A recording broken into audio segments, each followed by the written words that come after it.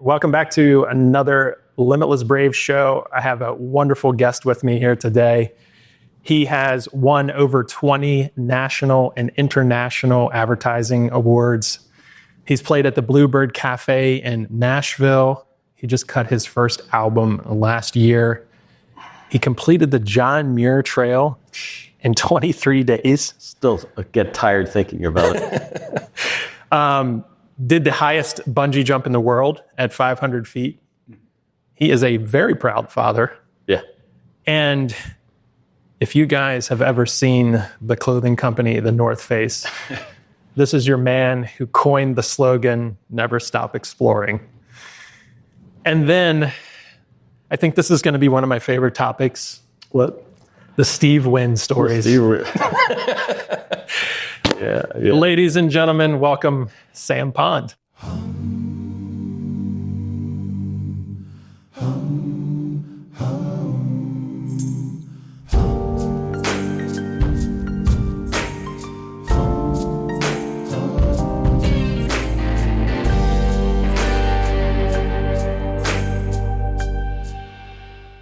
Hey, it's nice for having me, Dave. Thanks for being here, buddy. Yeah. I really appreciate this. And one thing I want to say right off the bat, if any of you guys are young out there looking toward the future and feeling like it's bleak and it's grim and there's nothing for you as you get older, You're going to ask me how old I am, aren't you? you have a shining example of Yeah. masculinity here, willingness to get out there, get things done, stay active, stay in shape, have a good mental mindset. You're such a role model for young guys. It's incredible, man. Thanks. And the whole topic of age comes up. I never tell anybody my age for two reasons. One is my own ego, because I want to hear, "Oh, you don't look your age." And if they don't say anything, then I'm crushed. So I just leave it out. Plus, I'll tell you, I'm 69 years old. But the thing is that people look at you differently when they know your age. Yep. And it's the old thing, age is just a number. It's a cliche. But I don't want to get in that conversation with people. Sure, because people have preloaded scripts in their mind about what you should be doing at certain ages. That's right. And you blow all of it completely out of the water. Yeah, I don't. I've got a bunch of I love my dear old friends. And last year I was at a wedding of the daughter of one of the guys, and we're all sitting around the table, guys from college. I love these guys dearly. Then they start talking about their aches and their pains, and then they say, my sciatica, and I'm like, I don't like where this conversation is going. Yeah. And then finally one guy said, "Yeah, getting older is a bitch." And I immediately stood up and said, "I'm going to go get some water. You guys want any?" I had to leave that conversation. Yeah. It's not good for you. No, it's not. That stuff seeps into your mind. Yeah. And is pretty insidious for sure. Yeah. As you're sitting there chuckling inside. I just did the John Muir Trail in 23 days. How long is that? 200? 237. I had 20 days, so it was 237 miles. I started. Yeah, I could see how sitting at that table would be. Yes, it's not good for. It's just not good for me. So boring. Yeah. It's boring, and it's victimy. It's just victimization. Totally. I mean, we have to acknowledge that time passes and our bodies do age, but the longer you don't pay attention to that and just keep moving, it's much better. Absolutely. I have a good friend I ski with in Colorado, and his big saying is, "Don't let the old man in." And he's 65, still goes out there, crushes it, skis super hard, mountain bikes. Like, you guys would get along very well. I love hanging out with him. Him, you, a couple of the other guys that are older than me. Like, I look up to you guys because you're doing what I want to do when I reach these ages as well. As long as those knees hold out. Yeah, this is going to be the problem. They're already a problem. Yeah. Right. Well, cool, man. So tell us about boyhood. What was life like as a child? I kind of grew up out in the woods down in the South Bay, up in the Santa Cruz Mountains down near Palo Alto area. And I had nobody near me. I had one guy, John Muldoon, who was like a half mile away. He was a fucking troublemaker. He was insane, the kinds of things. And so he was and then I had friends at school. Yeah, I realized that I was there wasn't much to do. There wasn't kids around. I didn't have that neighborhood thing. So it was just me with two sisters on either side, and we all kind of got along. But what the dynamics were, because the family wasn't really very normal. My mom was very highly, by the way, I'll say things about my mom now. She's 102 years old. Is she 102 now? Yeah. And wow. And we get along very well now because I've learned to let go a boatload of stuff. With the understanding that you just don't forgive. You just can't say, I forgive you. I forgive. That doesn't really make any sense. Yeah. Once I realized, oh, what if I don't blame her or my ex-wife or myself? And all that, if you stop blaming everybody, then forgiveness kind of just shows up. So that's how I am with my mom now. But she was very judgmental. There was no touching. There was no hugging. It was just do. And very stubborn woman. And I realized that my stubbornness comes from her.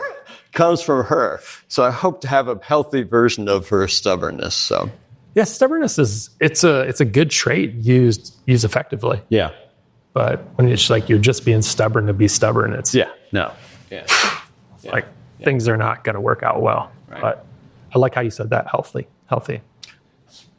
Healthy stubbornness. I haven't had a boss. Maybe you guys were kind of my boss for a while, but I said kind of. I think kind of my boss. But I hadn't had a boss in 30 years. I realized I don't get along with bosses. I don't like people telling me what to do. Sure. So sure.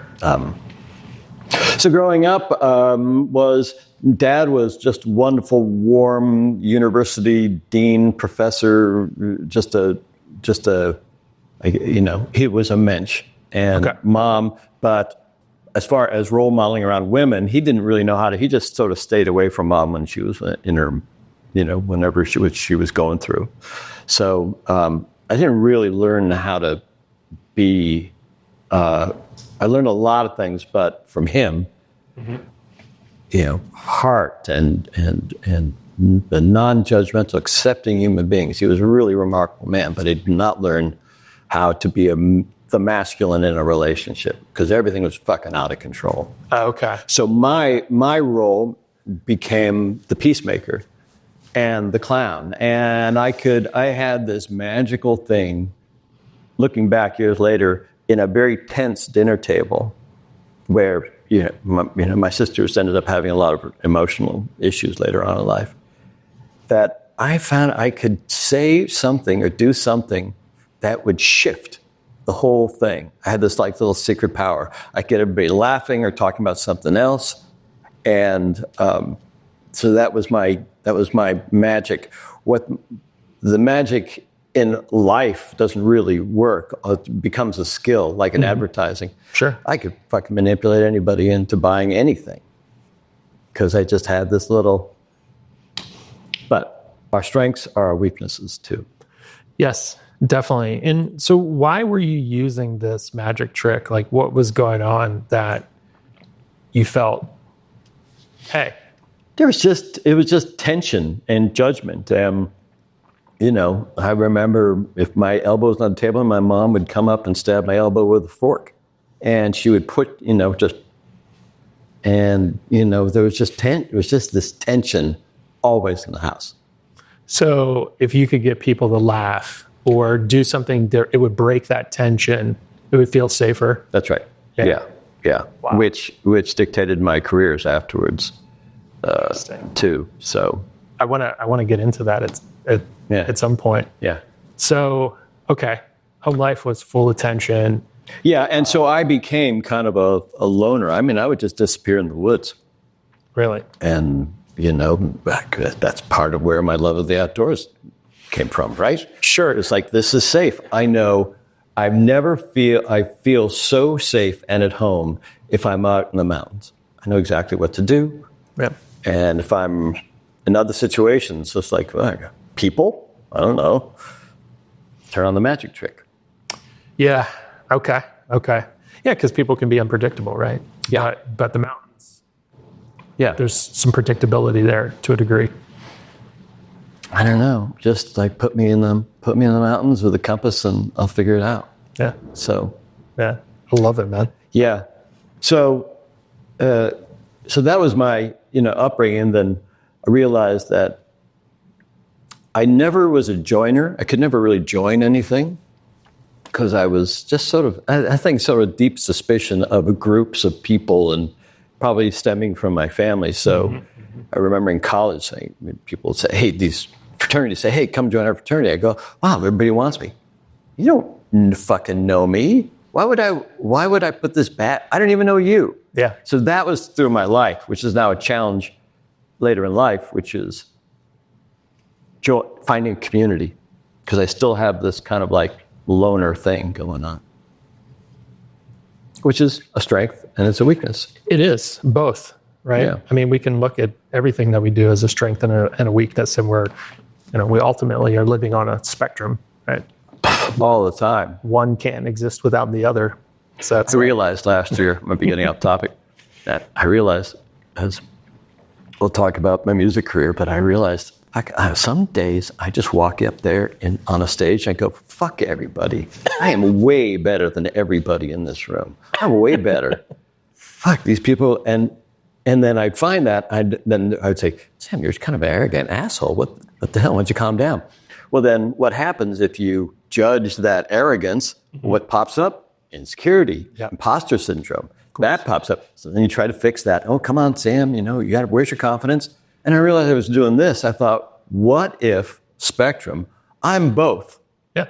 I accept absolutely both sides of me. Yep. Harder to accept the insecure side. Arrogance feels much better. Always, because it feels powerful, right? Yeah.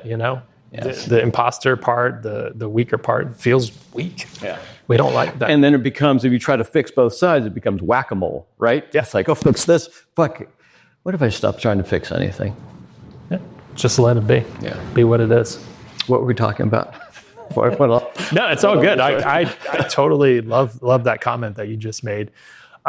So we were just talking about family life as a boy, getting out into the woods. Like what were some of your favorite things to do out there? If you're spending that much time out in the woods, like what were you throwing rocks at trees. There were a bunch of rocks. I had a big field. There were rocks, and I would take a stick, and I must have hit 2,000 over my rocks into the woods, just hitting with a stick, just over and over and over again. I didn't realize how, I don't know if the word's bored, but I had to find my own entertainment. Sure. So, and of course, once you get a BB gun, well, fuck, then all the birds in there, but had to be careful. Yeah. Of course. Take pot shots at everything. So, yeah, I mean, it's very similar to the way I grew up, right? Grew up on the farm. Yeah, the farm.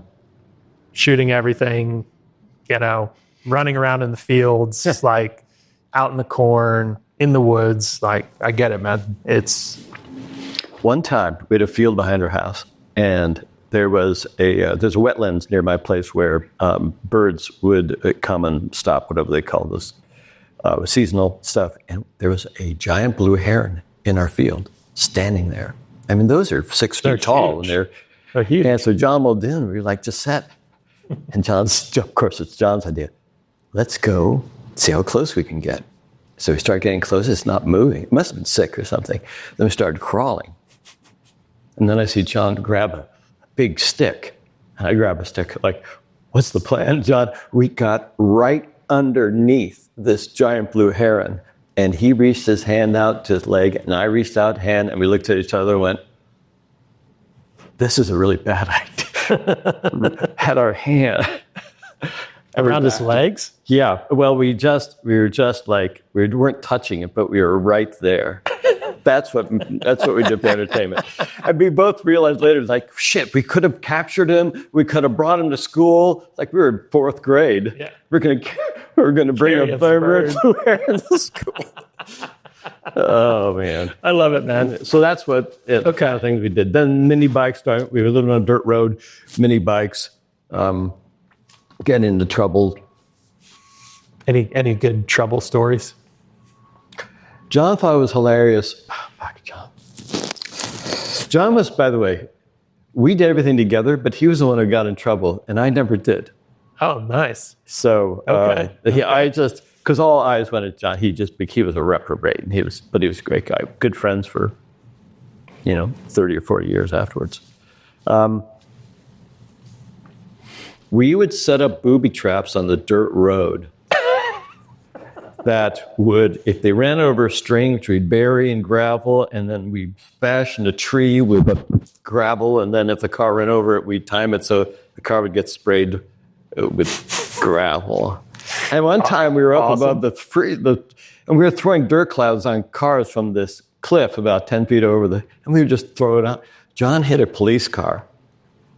Wow. But we hit in the woods. But we hit a car full of teenagers, and we were in like 5th grade.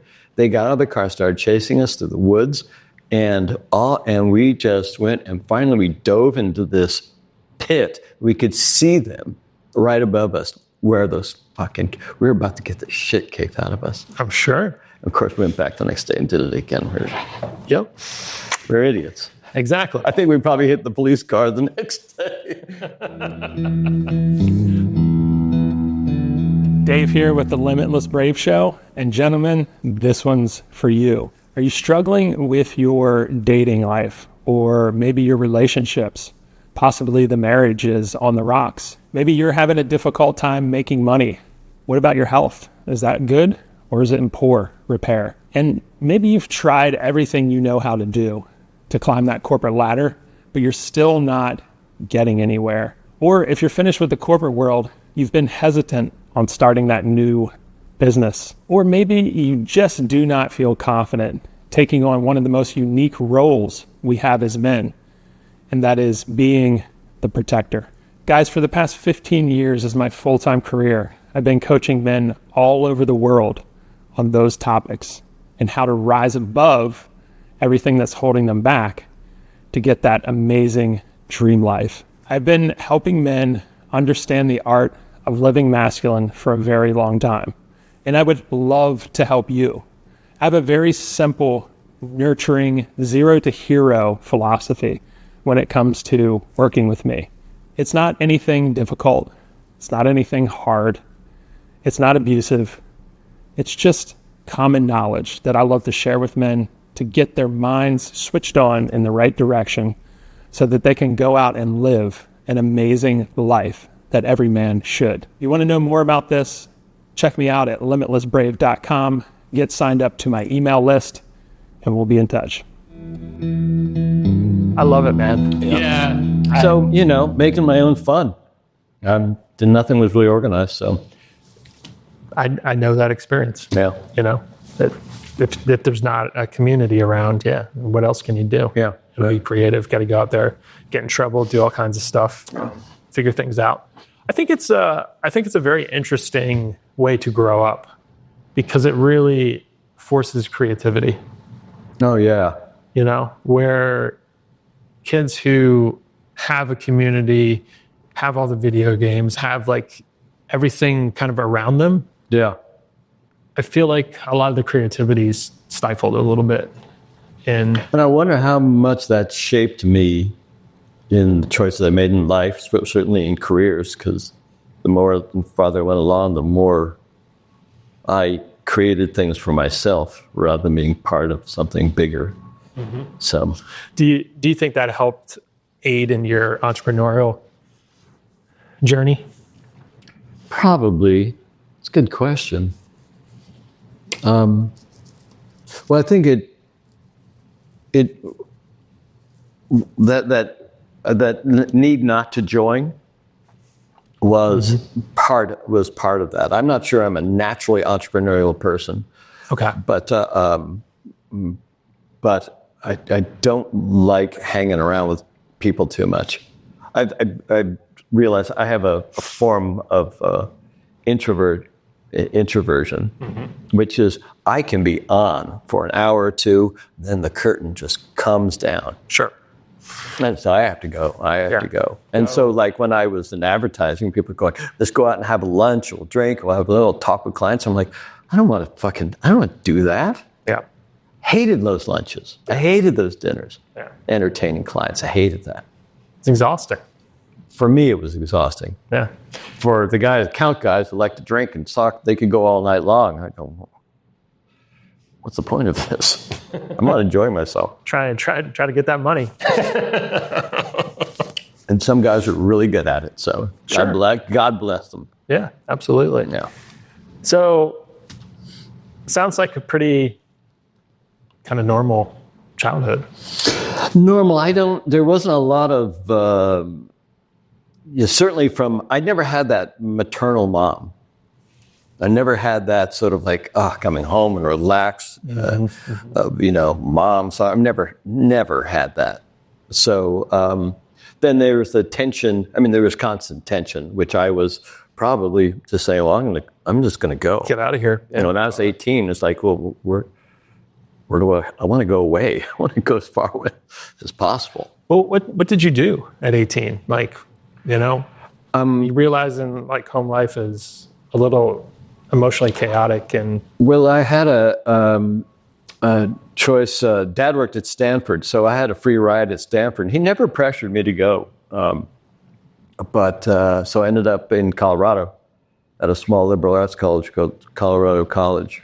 Okay. Yeah, and it was perfect for me. It was small, right near the mountains, so we could just disappear constantly. Nice. Where is that?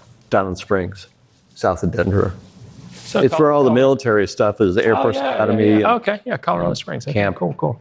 Whatever. Manitou Springs in that area and all that. Manitou Springs, that's up the hill. Yeah. Okay, cool. So, which is great, because that's all I wanted to do was ski and climb, and my parents were happy that it was a liberal arts college. I had was really academically interesting place. It was the block. It's the only college in maybe the world that has the block system, and it's still going. One class at a time for a month. 3.5 weeks of class. Then you have a 4 to 5 day block break, which was great because we would just disappear during these block breaks. But it was also very intense because rather than having 2 dead weeks a year, or 3 if you're on the quarters, this was 9, and it was intense. If you're in a literature class, you're reading 5 books and writing 5 papers in 3.5 weeks. Wow. So, But it really taught me to learn how you have very, very intense. Okay. I've never heard of the block system. Interesting. Cool. And it's still going today? To this day. Wow. Yeah. Okay. Interesting. I wanted to ask you a question about your father. You said that as far as like the masculine goes in the relationship, he didn't quite have what you thought was needed. Yeah. How did your dad affect your growth as a boy? Like, were you looking up to him? Were you, modeling and mimicking him in any way? Oh yeah, there's a lot. I'm pretty much split between my mom and my dad as I look at my own personality. It's fun. He loved to travel. He was always taking us places. Like he would just go to Europe. And then we had I went to Normandy with my dad. He was a PT boat commander in World War II. Really? Yeah. In South Pacific, yeah. Oh, that's cool. So he did that for 3 years, and I was always begging him for war stories over and over. My favorite one is on night patrol, they saw a ship, wasn't answering their call. It looked like a junk carrying ammunition, and they fired torpedoes and turned tail. And reconnaissance the next day pointed out that they had blown up an island. An island? That had a palm tree. The whole thing, they were scared, and they just fired torpedoes at it, and they blew up an atoll, right? A little. Yeah. Wow. I love that. That's awesome. But he was, I think his effect on me, because he wasn't a manly man, he was very avuncular, very easy to get along with, very intelligent. You could go, it's the kind of guy that all my friends went to talk about life. Because He was such a good listener, and he's non-judgmental. He was an academic, and he would just go, "That's a really good question." So that was my guidance. I think one of the things I learned from him, because he was in economics, was because the stock market. He said, "Well, buy what you believe in, and if the market goes down, it'll come up. If the market goes up, it'll come down." And this sort of understanding about the pattern of life, of the stock market, that was very much him. So I learned that there was balance. Things going to go up, things going to go down. So that was what I learned. That was one of the main things I learned from him. Okay. And then was he kind of trying to teach you like that is kind of the flow of life when he was talking about the stock market? Yeah, he was talking about the stock market, but it emanated into sort of everything, because he never really got upset. Interesting. He would take notice and take appropriate steps. I loved him really dearly. He was just one of the great guys. Okay. Yeah. Yeah, sounds great. Like all your friends are going to him and hanging out, and awesome. Yeah. Awesome. Pete Pond. Yeah. Pete Pond. I wrote a song about I was there with him when he passed. It was like 15 years ago. It's always powerful for me. What's it like to be with someone who you love dearly, and what are the emotions that come up in the stories? So yeah, definitely. So you really felt that you were closer to your dad, it sounds like. Oh yeah. Mom was kind of emotionally dangerous. Yeah, exactly. Emotionally dangerous. Dad was the safe space. Gotcha. And the other side of that is, I never saw Dad stand up to Mom. He just did. Sure. His thing was, "Oh, Kip," and then he would just walk away. Okay, so not engaging. Not really engaging. Not pushing back or anything. Yeah. Okay, interesting. Interesting. No. Okay, that's cool. Yeah.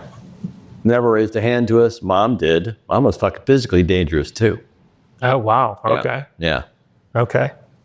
Not punches to the face, but some good whoopings. Shoot some good whoopings. So stay away from her. I got the whoopings from both. So really? Yeah. All good. I guess that's why it turned out sort of okay. Yeah, you're balanced. I had imbalance. Yeah, definitely. Yeah, if you're not getting beaten by both of your parents, right. It's got to be both or neither. Exactly. Yeah, I think about Dad a lot. I have this sort of little thing in my head, what would Dad do right now? Oh, he did this. It's usually the right choice. Yeah, I was going to ask you about that. What do you think about him? Do you have that exact thought? That's what I was going to say is like, do you run into problems and situations in your life where you reflect back to him and say, hey, you're not here, but is there any kind of guidance you could give me? Yeah, absolutely. I've certainly had the thought of what would Dad do, but I'd like to think that it's more embedded in my system, that I think I don't react quickly to things. I'm a lot like my dad. I'd let things pass. Even like what's crazy stuff in the world, everybody's, oh, Trump, and oh, this and this, and I'm my dad's son, which is, it's interesting. Let's see where this goes. Yeah. And make a stand when it's time to make a stand, not reacting to whatever the news is saying. Well, sure. I mean, the news in and of itself is just a reaction. It's a reaction as well. So, yeah. And it's such a show. Such a show. Yeah. Yeah. And then all my friends, these Trump posters, and they share it online, and like, you're just getting yourself all heated up, and you're just getting your friends heated up, and you're not actually changing anything because you're talking inside your silo. Sure. That feels good to you? Great. Yeah. But I'm my dad's son, which is like, well, there's something on their side too. So let's sit back and take in the kind of 30,000 foot view. Take the 30,000 foot view. And then start dialing and then make a choice. Yeah. Cool. Yeah, I think that's great advice. It's kind of the way I approach things too, for the most part. Unless I have decisions made up already. Are you saying you're stubborn? No. No, not at all. Not at all. Hey, Dave here with the Limitless Brave Show. I hope you've been enjoying the show as much as I have been enjoying making it for you. And I want to introduce our next guest. And this guest is doing some amazing stuff in the world. Please welcome Woobies. Now, I've recently partnered with this company because of their incredible mission. Their mission is to put a pair of Woobies on every homeless vet's feet. That's a huge mission, and it's one I can get behind. So guys, if you go and purchase a pair of Woobies, a homeless vet's gonna get a pair of shoes for free. And we need to help out our vets because they put their life on the line so that we can live in this incredible country. And so I was very curious about this company. I flew down to Dallas, Texas, where their headquarters is. I spent the day with the CEO, and let me tell you, these guys are on point. And not only that, it's a veteran-owned company. So it's veterans helping veterans. What an awesome mission. So these are the Mod 2s, and this is the high top version. They also make a low top version. These shoes can be worn on land and in the water. This is the official shoe of Naval Special Operations Dive School. Guys, if Special Operations is using this shoe, you can too. And so I took my Woobies to New York City recently, to Washington, D.C., and around Los Angeles. And let me tell you, they were comfortable right out of the box and something that I enjoyed wearing. They have a true paracord shoelace and a certified non-slip sole. So if you need a certified non-slip sole for your work, these are the shoes. And this is a canvas upper, and it breathes and dries really quick. So if you're in and out of the water, like I am when I'm diving, these things are awesome. They have a lot of different colorways for you to check out. So please go support their mission at woobies.com. So let's go back to college. Yeah. What was college like? Man, it was a blur. I mean, a lot of drinking, studying, drinking, skiing. That's like that's all I did. Started having. I wasn't a virgin by the time I got to college, but just fumbling around with girls. Okay. Doing her best. Okay. That's when I started. Actually, I started acting in high school stuff because that's just like, this is where girls are here, and now I'm getting feedback, and so there's a validation loop in me. I absolutely admit that started getting fed, and so I was doing that. I studied philosophy and fine arts all through college. So, okay, and then took a semester off, studied in Chicago. I just remember thinking, if I'm going to be an actor, what am I doing in this small town? I got to learn how to be in a big city. So I went to Chicago. Okay. And I remember having that thought. I got it. And here's my other thought that I had. I had this thought, which was, if I were to write, I was probably 19, 20 at the time, I thought, if I were to write my autobiography, I'd have nothing to fucking say. I remember that. And that's when I started thinking, let's make bigger choices. That's pretty profound at 19 or 20. Is it? Yeah. I had that thought. Then I spent 6 months backpacking around Europe and just thought, well, how many, I don't know. I always had a sense that things were going to be okay no matter what I did. Mm-hmm. So I ended up doing things that other people found unreasonable. I know the feeling.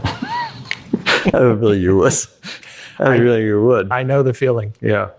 Hence why we're sitting here right now. Yeah, right. When I started this, it was an unreasonable thing to do. Oh, completely. I love being unreasonable.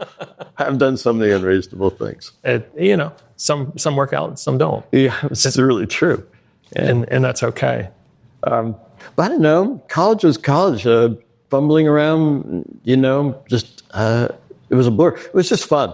That's really was. I really don't have anything profound to say about it, except it was fun. Okay. I was, and I got to spend a ton of time in the mountains, and You're right in the foothills there. So yeah, I don't really think anything really deep happened to me. And you had worked in New York on Shakespearean stuff, correct? Eventually, yeah. Yeah. Well, that was the other unreasonable thing. I remember people say, okay, well, you want to be an actor. People would say, well, then you should go to acting school, like Yale or whatever, these big things. Juilliard. Whatever. Juilliard.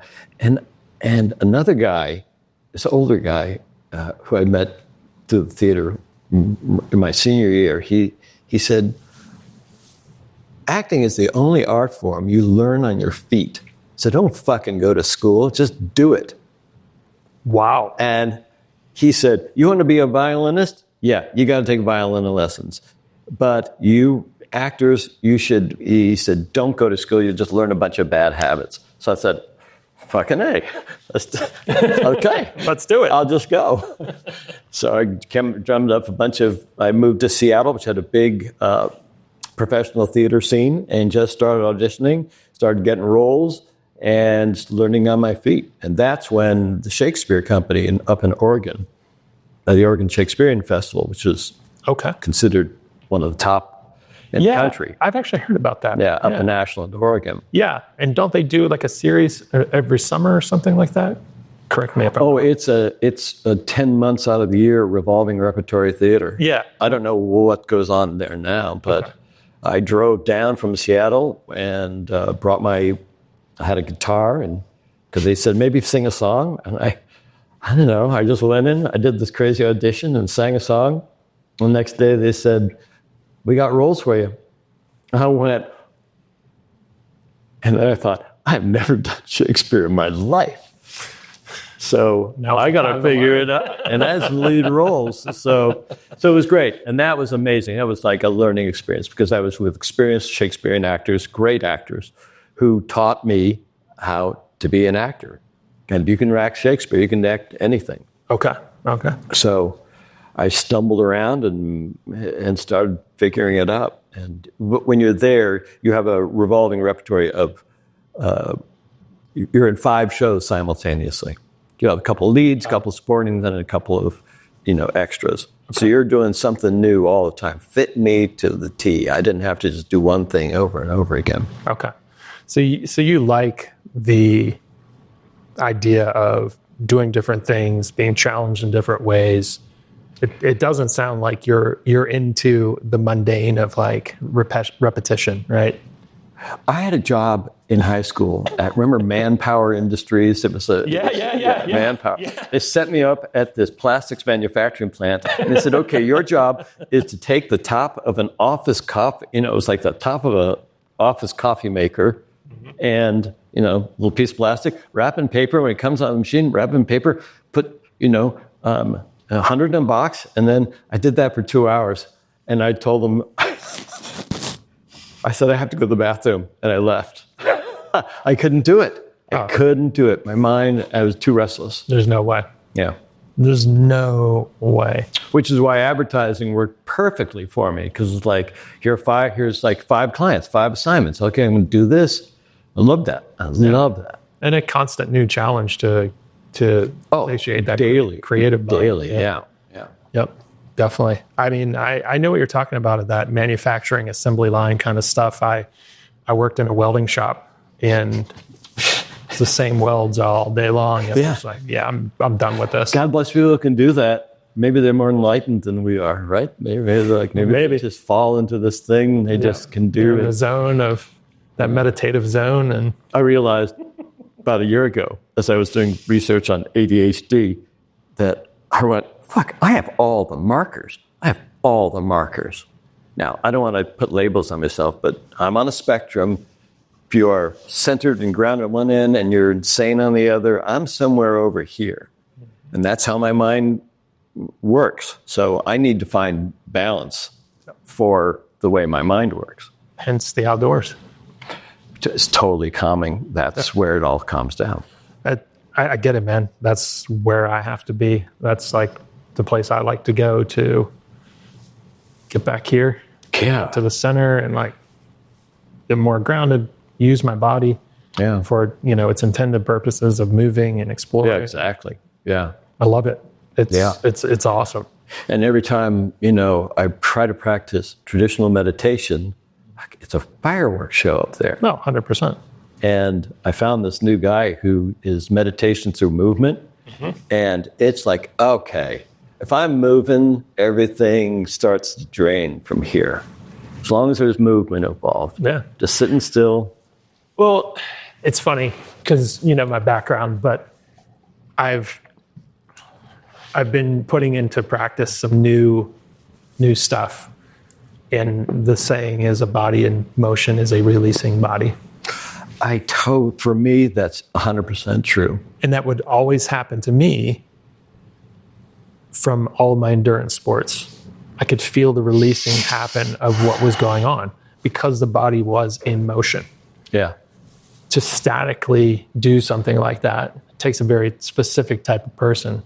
And I think where coaching is failing is not being able to identify what kind of person's in front of you as to give them what practice to use that best works for them. That best works for them, yeah. Yeah, I found that if I sit for too long, even if I'm lying down just vegetating, watching TV, I get up, my whole body is stiff. Yeah. It's like, it takes me like 20 steps to get things going. I realize I think my body just likes to be in motion more than it likes to sit around. Yep. I totally. My mind, but I also like to be a vegetable too. So, sure, I totally get it, man. Totally get it. Both parts. Like I love to be bouncing around, moving, but I also like to be a vegetable sometimes. Yeah, I think it's important. Yeah, at the end of the day. Yeah, I think I have two speeds. One is on and one's off. Yeah. I don't really have an in between. No. Definitely not.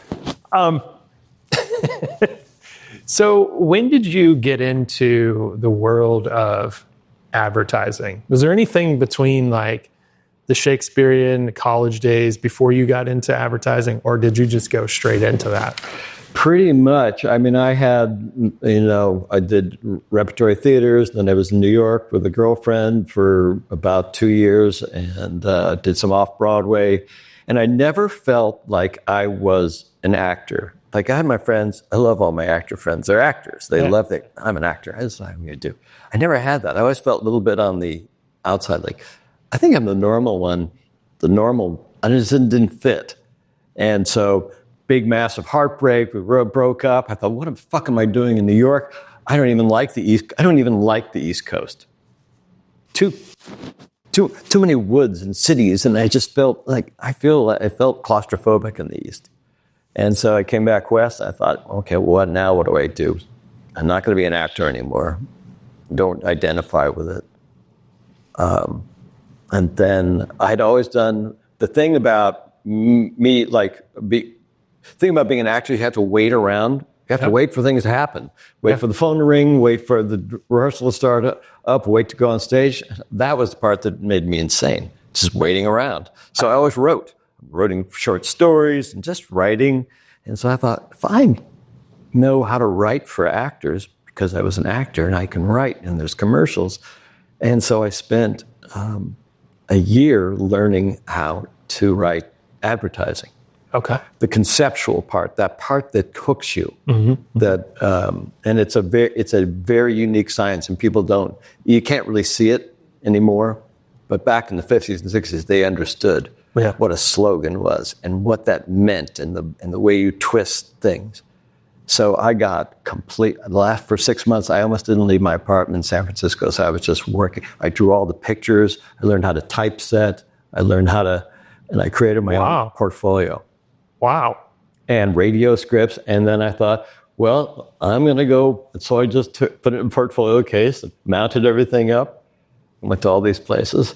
And this one person said at Macy's Advertising, she said, you're never going to get an average job in advertising if you don't have produced pieces.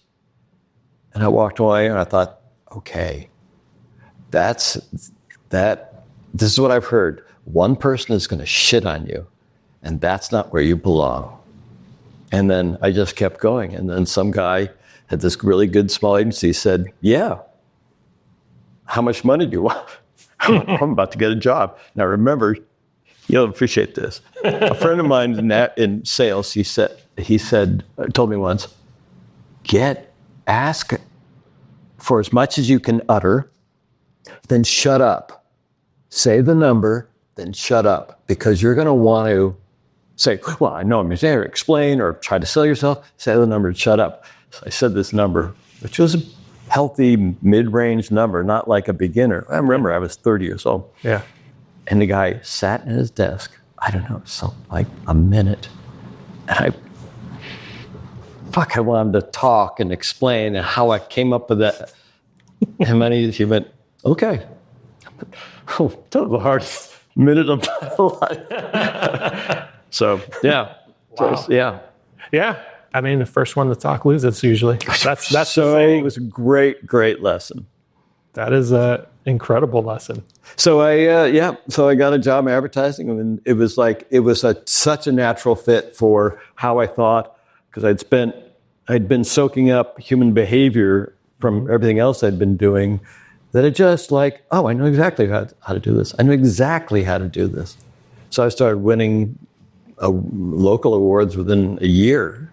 And then started, so it's I know it will win an award. I remember I said, this idea won't win an award, but I know this one will. Wow. So. Wow. Okay. Yeah. I was really good at it. It's funny, I look back on it now because I don't really give a shit. I really hate advertising. I hate marketing. I hate being, swindled into buying things. But I've forgiven myself my past. You're okay with it now? I'm okay with it. So we have talked off camera, and you have some incredible stories. Oh. From your days of marketing. It's just incredible. Yeah, when you deal with celebrities, things get very interesting. Yeah. Now, you're probably talking about Steve Wynn, but I did. It's exactly what I'm talking about. I had a moment I spent the day with Sting. We had developed, along with Never Stop Exploring, we were just trying to pitch them bigger and bigger things. Like, you should do a documentary series. They said, okay, we'll put money, because they already sent these great athletes in with gear to test and climb. Yep. They should document them. So we found a documentary crew. We created Never Stop Exploring. And we came up with this, I don't know who knew Sting's people. Sting just came out with an album. What if Sting was the host, did the opener, the bumper up front saying, welcome to Northwest. And so he agreed, as long as we used some of his music in the episodes, 5 episodes. So he showed up, and when Sting shows up in a room, everybody stops. I could even feel these grips, 40 men just stopped. Everything stopped, because he has this presence. And it's I'm sure everybody's saying the same thought, which is, this is the handsomest man I've ever seen in my life. Fuck. So anyway, my story about Sting was, he's on stage, I'm back with script, there's the director, and he's saying, so Sting said, this is not grammatically correct, what you've written here, in front of everybody. Who's the writer? That's me. And he said it should be whatever, whom instead of who. I'm the writer. I know my grammar. This is right. Sting is wrong. So I can't tell Sting in front of everybody that he's wrong. So I said, okay, well, I understand. You're probably right. It's a vernacular thing. Can you just do a take each way? Nice. And then use my way later on. Nice, of course. Yeah, because who and whom. Yeah, no, it's whom is such a British. Yeah. Whom is the object. I speak to whom. Yeah, exactly. Not whom do I speak to. Exactly. No, actually, no, that would be correct. So that's anyway, so yeah, that was my day with Sting. And Sting, we have all this North Face gear with duffels of stuff, mediums. He's a little bit about my size, to wear, to costume changes in between. Yep. What does he do? after we left, I thought, man, there's all this gear, all this beautiful clothing. We're the same size. I'm going to pick up, I'll pick up something. He left with 4 duffel bags of shit. Wow. He left with all of it. Wow. I've heard this about celebrities, that they love something about free stuff in a celebrity. They love it. So, I don't know anybody that doesn't love free stuff. I know. You're right. I was thinking, hey, he can afford anything. Why would he need this free stuff? Exactly. So, but they're like, oh, hey, free stuff. Human nature is human nature. Yeah, that's true. And they can get away with it. So why not? Who's going to tell them no? Who's going to tell them no? You know? Oh, no, Steve Wynn. Steve Wynn was back when we had the Mirage Hotel, which turned into... That's when Mirage Hotel had just opened, and they put Steve Wynn, he was a visionary. Totally. He was the one who created Vegas as we know. The whole town is a show. You enter Vegas, and he built that volcano in front of this place. And every 30 minutes, the volcano would explode. Light show, water, looked like lava. It was spectacular. What is that place called again? What hotel was that? I think the Mirage got torn down last year, but... Oh, yeah. Oh, so the show was at the Mirage. I was thinking of something else. It was the Mirage. Oh, everybody, after Steve Wynn because what he knew, that if he gathered people around the volcano, and they had a one-way people mover right next to it, and it was brilliant. So that's when everybody started, doing all these, New York and the Venetian with their gondolas and shit. Yeah, so he created the amusement park pretty much that Vegas is today. Yeah, he in the Mirage could hold 5,000 people. It's a giant hotel that he did not want anybody. They had 9 bars. He didn't want anybody to be seen pushing liquor to each of the bars through the casinos. He said, that ruins the illusion. So he set up 42 miles of Teflon tubing that all went to a central room that was filled with booze. So everything that came out of the shot, out of the gun, was coming from a room. So there had to have been 40 gallons of Jack Daniels in the Jack Daniels tube. But he was brilliant. He didn't want to ruin the illusion. Interesting. Yeah. So he was a genius. So he was really about creating the experience for 100% entertainment, but also keeping people in the casino, keep gambling. Yeah, he was a visionary. He was insane. And I know you have some insane like those one time one time my partner, who was tall guy, was 6'4", Steve was screaming at us about something. Usually had type size because he had a vision thing where he could only see in little tubes of vision. So we had to put billboard. We had to fill the billboard with, we had to make everything as big as possible so he could see. He was probably screaming. So he was tired of screaming up at Tom like this. So he got around his desk. He stood on his desk and fucking screamed at us from up there. Standing and it was all the time, it's every time you were there, it's here we go into the Wynn show. We don't know what's going to happen. The Wynn show. Exactly. Yeah, it was exciting. There was one day we were about to have a meeting, and they said, we're about to get on the flight. They said, flight's canceled. Steve's had an accident. What happened? Well, he was showing an antique gun to a friend of his in his office, and he blew his finger off.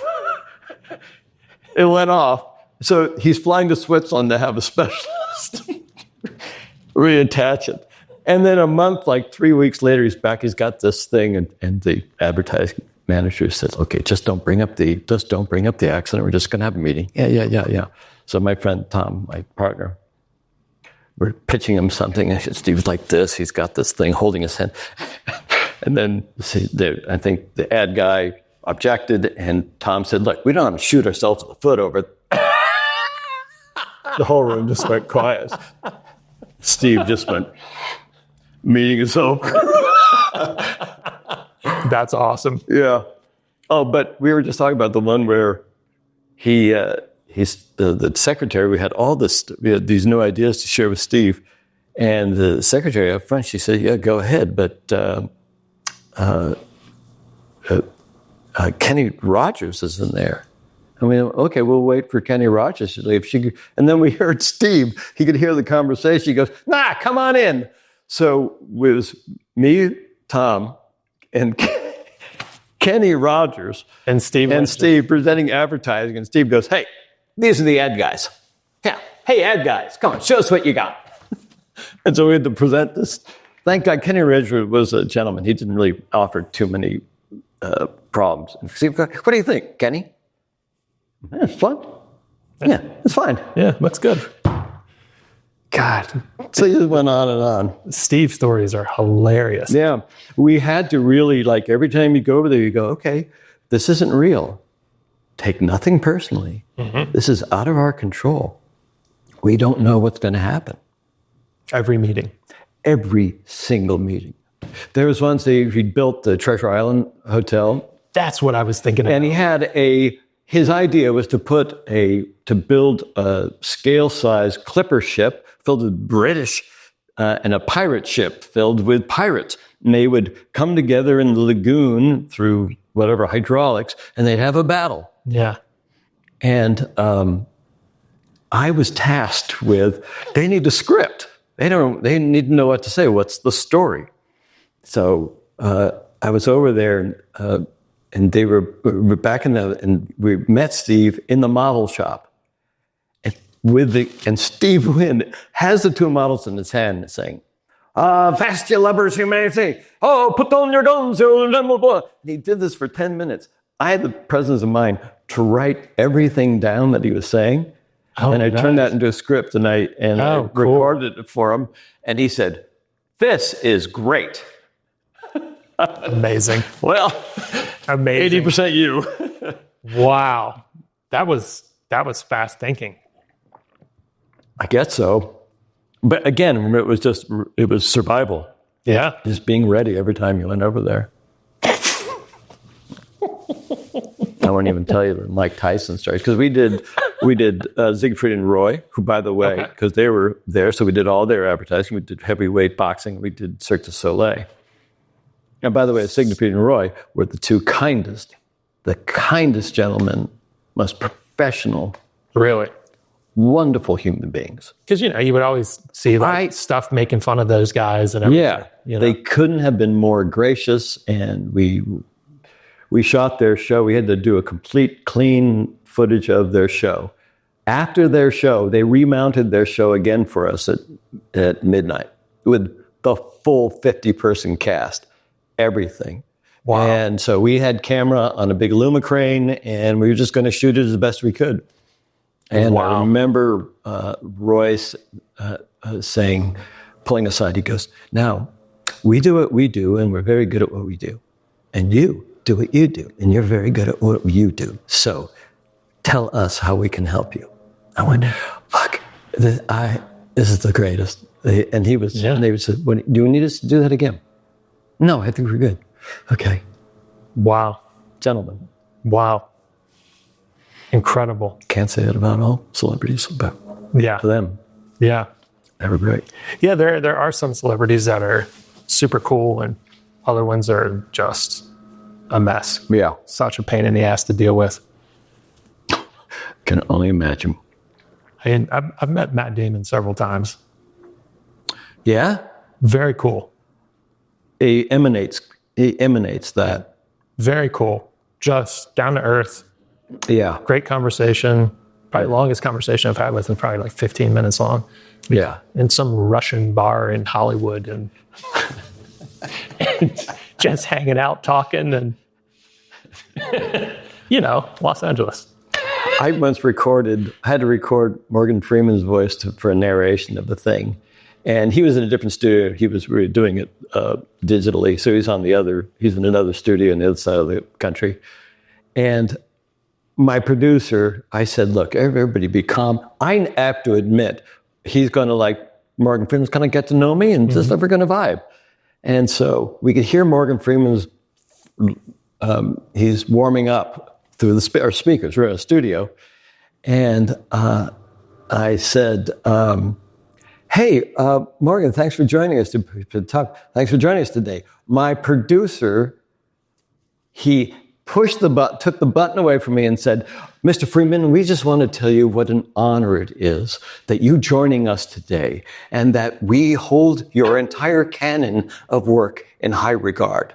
And I'm like, what the get that fucking shit out of here. Yeah, that's such bullshit. It was such magnificent bullshit and exploded all my ideas that Morgan was going to be cool. But Morgan was great. He just chuckled. That's how like you. Then you haven't seen the bucket list. And he made a little joke. Nice.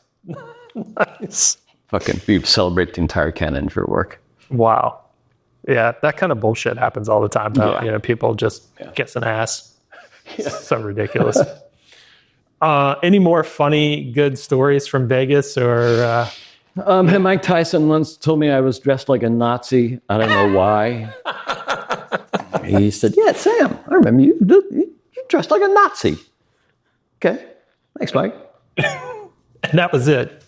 But I have to say, we shot a shot was just black and white. It was a corner of Johnny.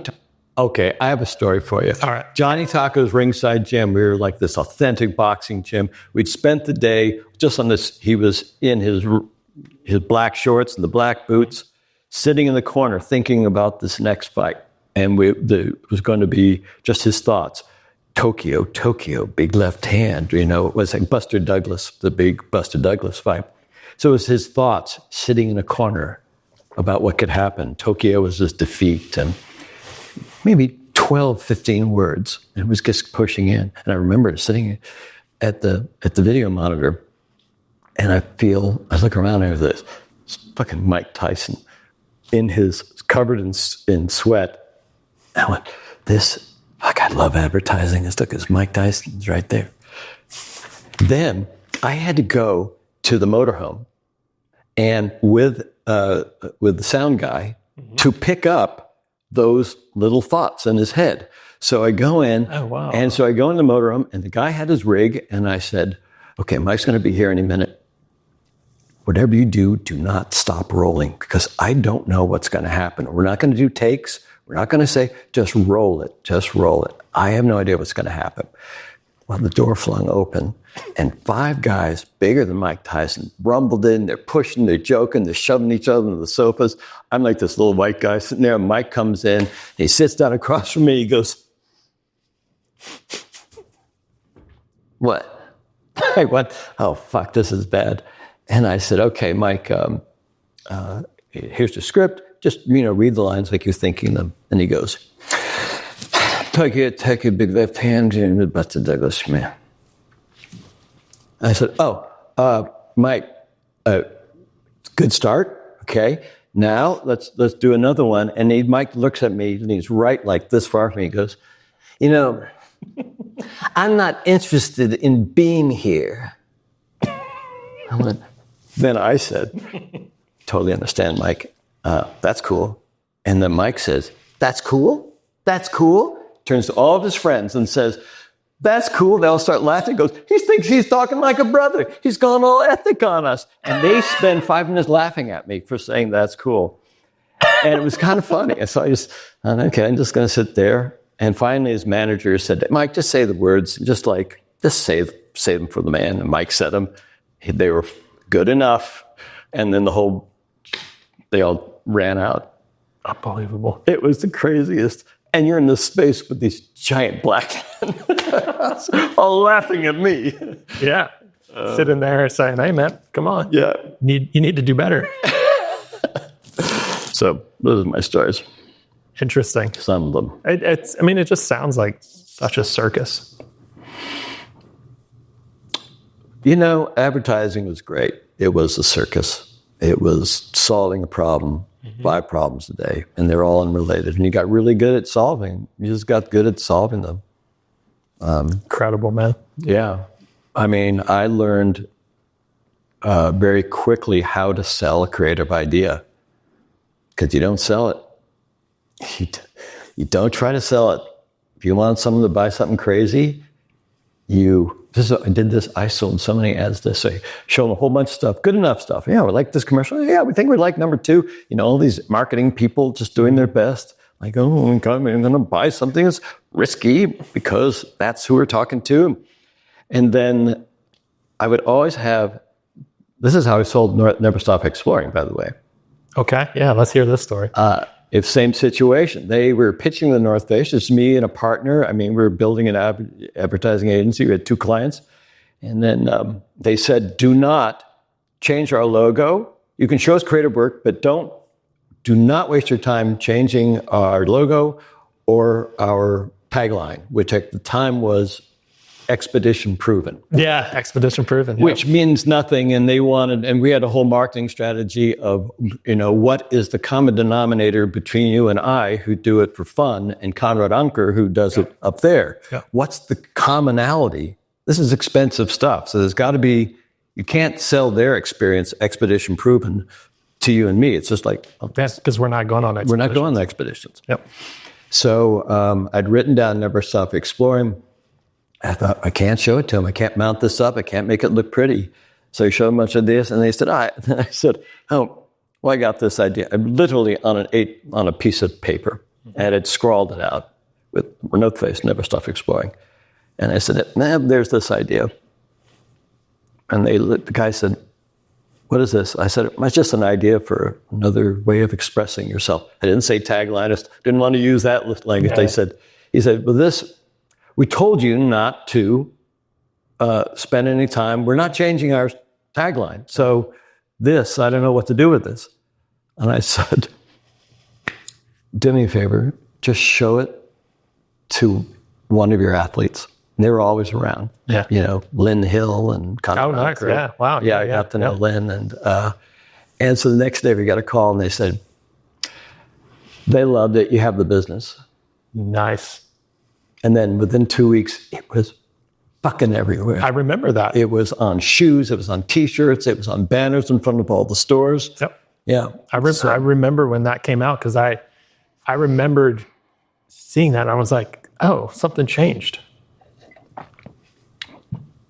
Yeah, and now they're trying some new stupid advertising agency. This was 20 years ago. But now it's like they're play different as they're trying to shove down our throats. What are you fucking? What are you? This what? That you can use that for any category across. Anyway, yeah, I get all upset when I think about might be changing that tagline, but. It's such that's the goal is when you sell a creative idea, you can't say, hey, this is a great creative idea. You got to stake it into always and make it their idea. Sure. I sold so many crazy ideas, but just by, okay, and you have any more ideas? We go, no, we're done. Well, actually, there's one. Nah, you'd never buy it. Yeah. And then they go, no. I go, nah, it's crazy. You'd have to be, great. And then, marketing people are like, we're kind of crazy. Yeah, exactly. Yeah. Let us see it. Yeah. Because they want the next best thing. Yeah. Whether they want it or not, they want it. Yeah. They want to be seen as cool too. Totally. Yeah. Totally. Play differently? Is that? Play different. Play different. Oh my God. So they're trying Apple with Nike and they're trying the stupid lifestyle bullshit. Yeah. Don't get me started. I hate advertising. No. I get it, man. Totally. 100%. That's ridiculous. But so let's talk about some of your human-powered adventures. Just incredible what you've done. Let's talk about John Muir. Yeah, that was always on my... as I'd spent so much time hiking the High Sierra that I'd always thought, someday I got to do this. And then one day I thought, you know what, out of curiosity, I'll start checking for permits. And I think I was working with you guys at the time. Yeah. And I checked every week, I'd check a permit. And, they only have 50 a day or at the most. I don't know what it is. And it's a highly permitted trail. Yep. And then one day I checked it and there was a little red dot, meant there was one slot on one day. And I could feel my body go, shit, fuck. Not like Yahoo. It's like, Oh, I can't turn. If I walk away from this, I'm going to be fucking pissed at myself. But if I press this button, I know what that means. yeah. That was I was not elated to see that little red dot. So I signed up, and that was like, had a 6 month head start, and just started, strapping weight on my back and hiking the dunes of San Francisco with, 30, 40 pounds. So, but the reason I got it was I got it through Kennedy Meadows or Cottonwood Meadows, which is south, even further south than the Whitney Portal exit, which people usually go Yosemite to. So I was going from the south to the north. And so I had to tack on 27 extra miles. And so I spent 2 days hiking to the John Muir Trail. And, I organized my food drops, 3 food drops. Tried to keep my base weight to 24 with food at, 36, 37 pounds. And there were days I got a blister that first fucking day, a big heel blister, which almost ruined the trip. I mean, a heel blister affects how you walk and how, and that finally healed up. And I just remember there was some, after about, you're not totally alone. I was soloing, but there are people that you leapfrog. You kind of, your trail family, you get to know people. But you spend a lot of time alone. And then I remember after about day 14, 15, I just burst into tears at this. I set up camp. Fuck, I have just this sense of lonely, all this grief, the sadness just sat bawling my eyes out at Marjorie Lake. I'll never forget it. I was completely, I was in a really remote place. I was completely alone. And it was powerful. Yeah. What triggered it, do you think? Like, what was going on that? I just spent 2 days with a group of people, 0 day at this great place where we all hung out. And it was getting that hit of humanity around me and then suddenly striking out on my own. I think that contrast really hit me hard. And, you put off, when you're soloing something, you kind of put that, like you've got a job to do. You kind of shove that stuff down, that sense of loneliness, that sense of I'm just by myself here to get through it. And finally, I don't know what happened. I think it was just having left all those people, it was dam burst. Wow. And then the next day it was like, whew, where are we going today? I felt much lighter. So nice. Yeah. Do you think that was built up from before you even got on the trail? And oh, absolutely. I don't really try to analyze myself too much, but yeah. And I still have it in me. I still have this. I get those waves. I realized not so long ago that I could feel really sad and really lonely and still have hope. Yeah, totally. Which it was like this message from God. So, because it's kind of my personality just to be kind of gung-ho, keep going and keep that shit aside. Sure. But if we have hope, then we can have intention. And if we have intention, then we can take action, right? And so it's absolutely. And then whatever grief or sadness or rage you have in you is just like, it's just part of the whole package. Yep. Totally. And probably more informative about what choices you're going to make. Yeah, definitely. And then, how could you ever feel happiness and joy if you're not capable of feeling that deep sadness? And which is why I stopped drinking 14, 15 years ago. I realized, man, trying to numb out the pain, I'm numbing air. I was just numb. The whole thing. We think, people who drink or take drugs, they think, oh, I'm feeling anxious. I'll just take this. I'm just going to do that. And then everything else will stay up. No, As soon as you do that, everything comes down. It all comes down. Then you get flat. Yep. So from that kind of pivotal moment on the trail, like to the time you finished, what was the second kind of section of that experience like?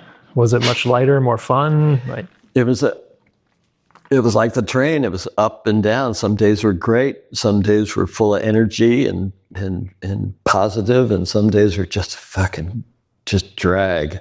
I had stopped for the first week. I had nicknamed my pack, I don't know, Behemoth or something, the big boy or something. And I realized I am feeding my pack language, so I started, that's making it heavier. So I started calling it Tinkerbell. Go on, Tinkerbell. And it's like, woo. Interesting. Everything got lighter. Yeah. Interesting. Yeah. Words and the way we speak about ourselves. And absolutely. Yeah. So powerful. Yeah. So powerful. It was not helping. It was making the pack heavier. So then 2 friends of mine joined me for a 4-day section before the descent into Yosemite. And then I had the same feeling after spending a couple of days with those guys. And then I headed off on the final 3-day stretch, and boy, I had another breakdown. Really? Yeah. Wow. But it's interesting. I was at this remote lake, and I'm just like feeling so lonely, and I have only 2 days left. And out of nowhere, this older guy comes out of nowhere. He was camping nearby, and his energy was so light and elf-like and nice. Oh, interesting. Okay. And we just had this talk, and he left 10 minutes later. It's like I was completely energized again. So I got delivered this little angel on the trip. Interesting. Nice. Right about that time, the other thing I remember is you spend so much time hiking alone that you start your left eager thoughts. And then I realized, I am so bored with my thinking. I have boring thinking. I'm just thinking about what I could have said or done, or what will I say and do. That was all my little planning brain, controlling regret or resentment. I didn't know what to do with it. So I spent a whole day narrating my life out loud. I put like in an Irish accent. Oh, there was a day that Sam woke up and he was a boy. I spoke like that. It was a long downhill trip. I spoke all day long in an Irish accent to myself. I'd gone insane. Narrating my life back to me. Some good therapy. It was really good therapy because the voice was kind of fun and very forgiving and didn't dump on me. And then you made that choice where you slept with the girl. And no, it was not a good choice for now, was it, Sam? No, it wasn't. It cured me. I don't know why an Irish voice. Hey. It's stupid. I was gone. I was insane. I'd spent too much time alone. I was insane. I would have loved to have an audio recording of that. I wish I did too. That would be incredible. It was from the day I was born till it took all day to narrate my whole life in an Irish accent. I know what you're talking about, that kind of like on that edge when it comes to like endurance sports, and you're kind of like on the edge the whole time. You start getting a little crazy, a little loopy, a little like, you're talking to yourself, you're like contemplating life, like stuff like just flashes in front of you. You're just like, whoa, what the hell is happening? Yeah. What am I doing with my life? Yeah. Just all of these crazy thoughts. I mean, I've been there. Like a lot of that stuff happened for me on these like 24-hour mountain bike races. You're just like hammering, and you get delusional, and you're like seeing shit, and yeah. Right. And all of your defenses are knocked out because through exhaustion. Totally. So it's just like you, and you become a raving lunatic. Yeah. And then you feel amazing afterwards. I guess so. You start talking to yourself in an Irish accent. Yeah. Working through the... working through my life. Through your life. Yeah, exactly. You've heard the expression type 2 fun. It was only about 3 or 4 years ago where I went, my whole life is type 2 fun. I mean, I like to have type 2 fun. I need to have more type 1 fun. I don't know how to do that. But type 2 fun is, right, when you look back on it, you go, that was kind of fun. Yeah. But you're in the middle of it, you're like, fuck, this fucking sucks. I'm exhausted. Yeah. Hack. Yeah, totally. But knowing that you're having type 2 fun is actually helpful. Yes. It's like, oh, I'm just having type 2 fun. And when I get back, I'll look back on this fondly. Yep. Yeah, I mean, I have plenty of those memories that I'm very fond of, but in the middle of it, like, what are you doing? And why are we doing this? This is stupid. you know? At the end of the trip, I was surprised how little celebration there was. You probably experienced it. Yeah. It's like I trudged into Yosemite Valley. I was like, okay, I guess I'll have a Diet Coke and sit here. It's like non-eventful. It's non-eventful. Takes a while to process something like that, I guess. Yeah. I know when I would finish the races, I should be like, Yeah. just give me some food. Exactly. Just like, give me some food. You know, if I podiumed, it was like, I was irritated that I had to go get on the podium. It's like, I'm done. That's hilarious. I'm done. I get it. So I think, John Muir, correct me if I'm wrong, was like one of your first big hikes, right? I'd done a lot of multi-days in my life, but 7, 8 days at the most. Mm-hmm. So I'd done a ton of backpacking in my life. But this is the first time I ever set on something like that. And you've headed out to Iceland? Yeah, did the Lagerberger Trail there. That was great. How many days were you on that one for? That's a 6-day trail. Okay. Yeah. That's easy. 6 days, man. Yeah. But God, there are moments though, like I remember the third day, I'm all by myself in the middle. I mean, I'm on the side of this volcano. There's a glacier and the wind is howling and the rain is sideways. I'm covered head to gear. And I remember thinking, this is perfect. Yeah. I'm in Iceland. I'm in fucking Iceland right now. So the weather is exactly as it should be. Totally. And I came up with a philosophy, which is the present is perfect because it can't be any other way than what it is. I had this profound moment, and that helped me through the whole trip because it was extreme. Like, there's no other way. This is perfect because it is as it is. Yeah. And Icelandic weather is no joke. Oh, no. No joke. No. So yeah. I know exactly what you're talking about. Yeah. So you embrace that.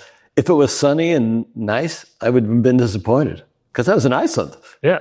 Iceland isn't sunny and nice most of the time. I want the experience. Yeah. Sleet, hail, rain, snow, fog, more rain, high winds. That's right. Occasionally you might see the sun. Yeah. Right. It's just an amazing, amazing country. Oh, God. And then any cool experiences there? No, just all in that, just type 2 fun. Yeah.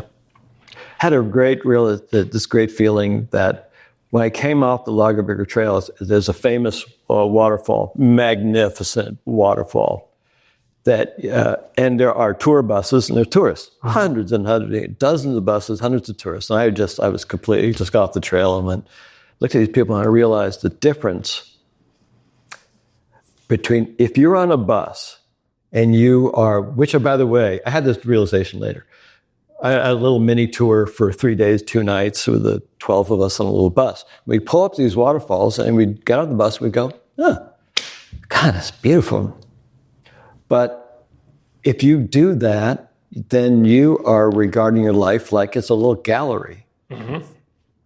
You're not actually feeling it. You're not actually in it. Yeah, you're not interfacing. You're not interfacing. And so the difference coming out off that wilderness and seeing it after coming out is much more powerful. And it was just like, and then I can't go on buses and get out and say, hey, here is this famous monument. I can't do that. There's no experience to it. I know. It's just a visual. It's like this little snapshot. Okay, there's the famous place. Got it. Take a picture of it. Yep. Yeah, not for me. Yeah. I know what you mean. It's nice to interface and interact and participate in it, instead of just, I saw those tour buses too when I was there and I'm just like, there's no way. There's no way. I couldn't do it. How about New Zealand, man? You just got back. Yeah. I hiked 2 of the, they call them tracks. Did the Rootburn and the Kepler tracks. You can go hut to hut or you can camp. I brought my camping gear. It's like you're walking, and the same thing. It's like you are in New Zealand and you see a fjord with mountains coming out of it, and you're 2,000 feet over it, and you're just like, I'm in New Zealand. I've always wanted to come here, and here I am. This is cool. Yep. So a lot of physical stuff came. My ankles became a problem. I don't know what it was. They're still a little funky, a little numb. My ankles are numb. So it was challenging. It was a challenging trip.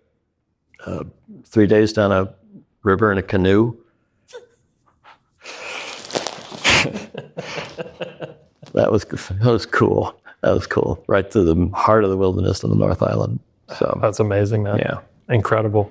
And did the famous crossing the two volcanoes. You cross it, 12-mile hike. Did that. And then I bungee jumped.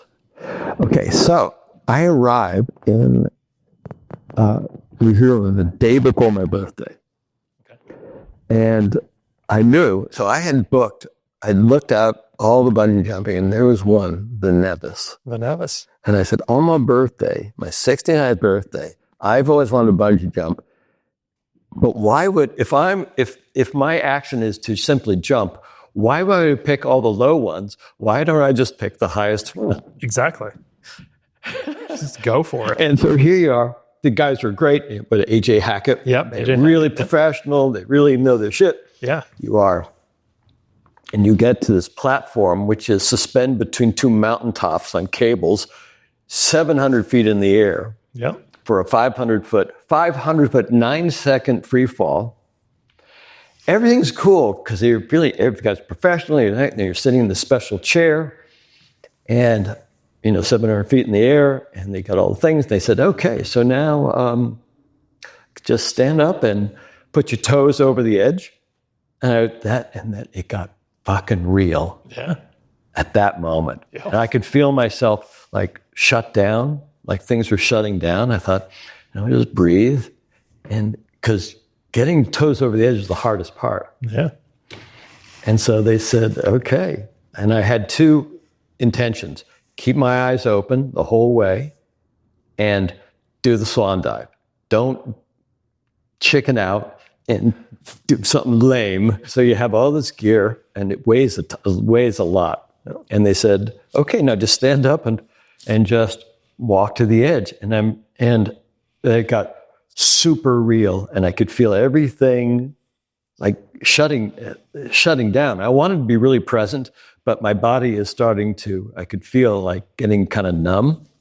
And so I got up I don't think I got my toes over the edge, but I got there. The reason I did it, I always wanted to know what that feeling was of choosing to die. Because I know I'm not going to be in my head. What it'd be like to override 99% of my body, which is saying, you're going to die. Mm-hmm. Mm-hmm. But to make the choice to not listen to that and actually make a choice through that. Yeah. Whew. That was crazy. I know the feeling. Every time I'm hanging on the outside of a plane, yeah, the thought goes through my mind, it's going to be the last one. Could be the last one. As I'm literally hanging off the side of the plane, looking 14,000 feet down to the ground. And you override that with the choice of letting go. Exactly. It's a powerful choice. Yeah, it's a powerful choice. It's a simple choice, but it's a powerful choice. It's simple in a chaos of emotions. 100%. Now, you've done hundreds of jumps, so it's probably you don't get those chaos of emotions as the first one, but no, it gets more meditative. Yeah, right. But still, prior to letting go, the meditation, it's not there. It's just every time it's like, I got to try that. Alive, dead. Yeah, alive, dead. Yeah, that's it. Yeah, very binary. You're like, but even though alive, dead. I'm saying the videos are great where I do everything, but I could see I wasn't fully out. I was kind of a little bit caved in, and I could see myself falling in the video, and my hands are doing this. Rolling up the windows. Yeah. Just trying to, it's like, oh man, I wish I hadn't waved my, that's not very cool looking. But what, I guess, I don't know, it's just balance or something. And the wind, that's what hit me. the wind as you hit terminal velocity, Mm-hmm. probably didn't hit, but maybe 80, 90 miles per hour on the 9 seconds. I didn't see that coming. That was cool. Yeah. Gets a little rowdy. Yeah. So, Cool, man. yeah. At 69, doing the world's largest bungee jump. I love it, man. Incredible, Sam. They said if I come back in a year, all bungee jumps for people over 70 are free. Are they? Yeah, or 75, maybe it's 75. And then afterwards, there's 3 of us on the platform. We each went, and the guy said, hey, you guys want to do it again? $100. Just pay on the way out. And I remember going, no, I'm good. I'm good. It was perfect. I love it. Yeah. So I got one more question for you, man. Yeah. What do you see, or what advice could you give to young men these days who are in their 30s, who think life is over, they're too old, they missed the boat? I mean, I know you and I both chuckle at that because, we're older than that, and we know that that's different. But, you're still older than me, and, you've lived a lot longer than I have. And, what advice would you offer to That's young a men? tough question. I mean, as you know, advice only lands if the person's ready for it. Absolutely. Right? Absolutely. So it's way too easy to say, don't listen to your age, or don't regard the stories, give any credence to stories about what you should and shouldn't do. I'm not really sure.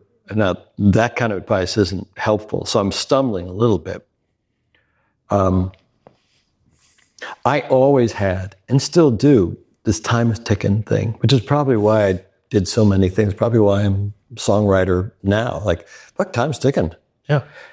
But in a way, that time ticking is a really healthy little clock in your head. It's like, you're not going to live forever. You want to do something, you go do it. Yeah. There's no better time than now, in my opinion. Yeah, right? It's like jumping off a bungee platform at 500 feet. Yeah. So, yeah, you just go and do things. There's just so much very deep, you know all about this, these deep stories, I know I still have a lot of shame in me. I have a lot of fear in me. One of my, again, a strong point is mine. I disregard those things and move ahead anyway. Mm-hmm. But it's also a version of running away from those things. Sure. So it's a delicate balance, right? Sure. If I were to speak to my younger self, I really don't know what to say. It's because it all seems so, just say, hey, just do it. Just follow your dreams. Yeah. We've heard that 1,000 times. And it doesn't work for a lot of people. It doesn't work for a lot of people. It works for the crazies. Sure. Right? Somebody that has that internal drive, right? Right. Or the people who are shut down emotionally. Yep. Works for them because they don't give a shit. Yeah. I would say it really became, as I got into coaching and working with you guys and through you guys as a student, that there's a part of me which was not, I wanted to be different. There's a part of me that wanted to be different than who I was. I don't like to look like that person or act like that person or have this career. And I realized as I did coaching through you guys and later on, that any time that we try to be other than we are, there's a disconnect and a discord, and it takes you down these weird paths, which are not you. Yeah. And so I would say the only advice I would say is that there is, again, the same theme of what is both a good and bad. What you consider bad about yourself or shameful is probably your superpower. Yeah. And that any growth that we do is meant to expand those things which are unique to us, right? Yep. It's just to keep expanding that shit. And so embrace who you are. Sort of sounds like it's going against the tenets of self-development, self-improvement, because a lot of us go in wanting to be different than we are. Of course. But as you actually get into it and learn about yourself, you realize that I'm actually looking for who I really am. Absolutely. Right. Right. And you just have a fucked up lens of yourself. Yeah. And I still struggle with it. I'm like, man, I get it. We all do. Yeah. Throwing on a different mask for a different situation and, really taking those off and being like, hey, whoa, what the hell's going on? Yeah. Like, how did I get here? It was just like you had that mask on and it led you to this place. And it's like, this is not working anymore. And there's so much freedom in it. Like when I figured out that I had all the markers for ADHD, that realization came at the right time. It's like, this is kind of cool. This explains so much about me. And that's who I am. Cool. Yeah. But I think a time before, I would not have accepted it. Like, this is a problem to be fixed. Yeah. No, it's a way of being in the world that is unique, that is part of my uniqueness. So it really sounds like the message is acceptance at the end of the day. Just accepting who you are. It's like if you're one of the Looney Tunes, be a Looney Tune. Like if you're one of the adventurers, be the adventurer. If you're somebody with the tism, be the tism, right? Like just accept. Absolutely. And even the word acceptance has a certain resignation to it, even its own definition, that there is a sense of celebration of that thing. And I think that advice, that little tick, that little thing in your head, that little nagging thing you've always wanted to do, man, listen to that little thing. Yeah. Because people will tell you, oh, disregard that. That's just a little fantasy. That's a little thing. It's like being a songwriter. I've always wanted to be a songwriter until I finally wrote a song and I became a songwriter at the right time in my life. If I was a songwriter 4 years ago, I would have nothing to say, right? But that little voice, that little thing that our logic says, oh, that's not a very reasonable thing to do or say, that's going to stick with you till your dying day, unless you actually put it into action in some form. Absolutely. Right. Absolutely. And it's a nagging little thing way in the back, just nagging. Yep. I've always wanted to. I know it. Yeah. The itch. Yeah. It's like it nags and then it starts turning into an itch. Yeah. And then it's got to be scratched. And hopefully it starts shouting at you. Yeah. Right? Exactly. Hopefully if you're blessed. Exactly. Do you feel like when the day comes and you leave us that you'll go with no regrets? Well, I hope so. The question then is, do I have any regrets? I've been married. I've had girlfriends. I've had lovers, blah, blah, blah. I haven't had a really, really big love. That's my goal for this year. Actually, it was one of my goals. Yep. And that was I don't know if I said this, like the day of, I need a year-defining goal. My Misogi. What is my Misogi for the year?